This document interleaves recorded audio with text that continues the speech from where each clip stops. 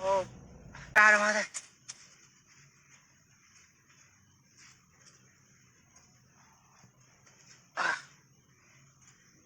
ओम गंगे हर नर्मदे हर जटाशंकर हर। नमस्कार। दादी की कहानी में आप सबका स्वागत है।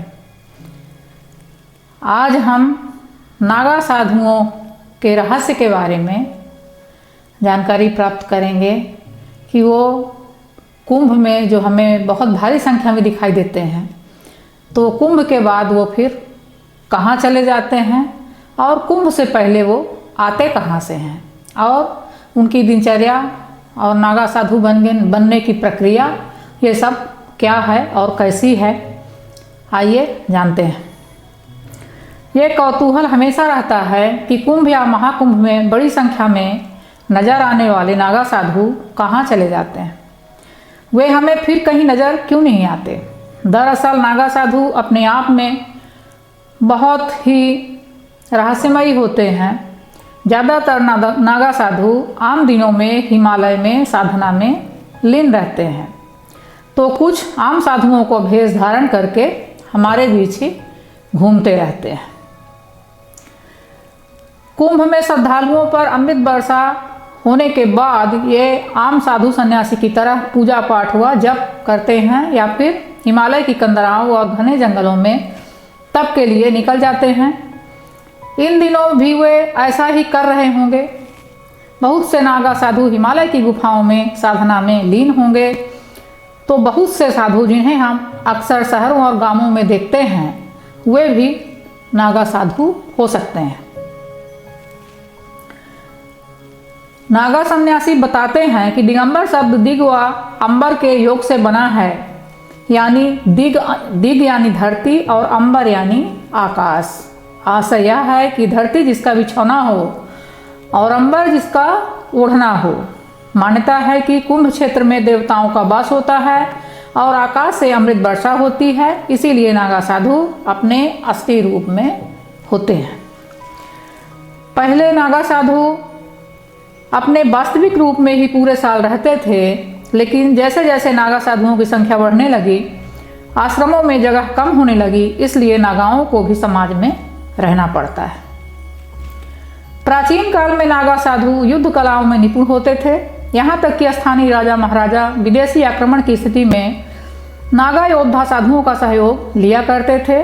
इतिहास में ऐसे कई युद्धों का वर्णन मिलता है जिनमें 40,000 से भी ज़्यादा नागा योद्धाओं ने हिस्सा लिया। अहमद शाह अब्दाली के मथुरा वृंदावन के बाद गोकुल पर आक्रमण करने के समय नागा साधुओं ने उसकी सेना का मुकाबला करके गोकुल की रक्षा की थी।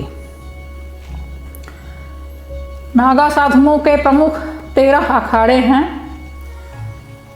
भारत की आज़ादी के बाद इन अखाड़ों ने अपना सैन्य चरित्र त्याग दिया।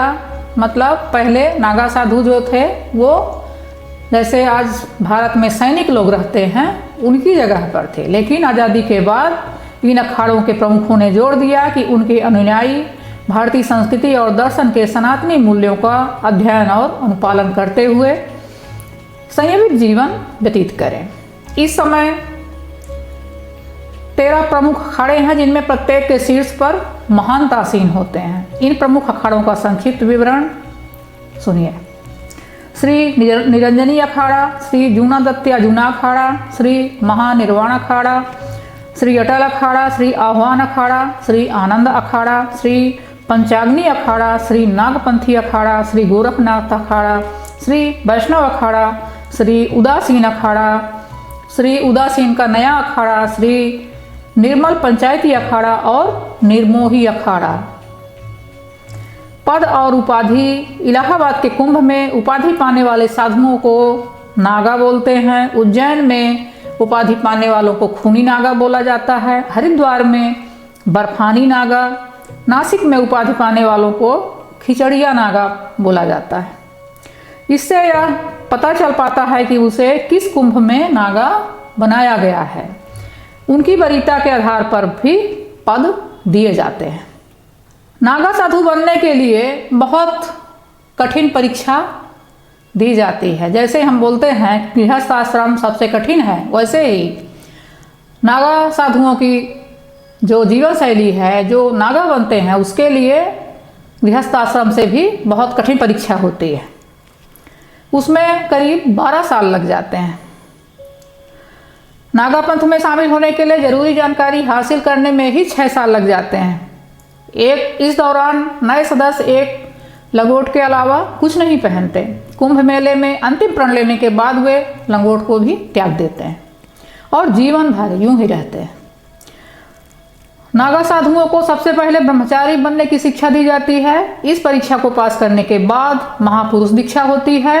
बाद की परीक्षा खुद के यज्ञोपवीत और पिंडदान की होती है, जिसे विजवान कहा जाता है।